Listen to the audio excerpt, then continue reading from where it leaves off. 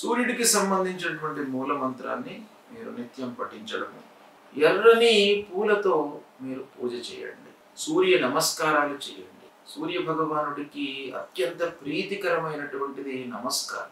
నమస్కార ప్రియో భాను అన్నారు. కాబట్టి కేవలము సూర్యుడికి నమస్కారం చేయడం మూలకంగానే మీకు అనుగ్రహాన్ని ఇస్తాడు.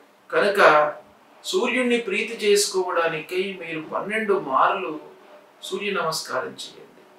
సూర్య నమస్కారం చేసినప్పుడల్లా భూమికి కూడా నమస్కారం చేసుకోండి. సూర్యుడు ప్రతికూలంగా ఉన్నప్పుడు కెంపు అంటారు, మాణిక్యం, రూబీ. ఈ రూబీని ధరించినట్టయితే మీకు ఆ సూర్యుడి మూలకంగా కలిగేటువంటి దుష్ప్రభావము తగ్గుతుంది. అంతేకాకుండా జపము, ఆ మూల మంత్రము ఉంటుంది.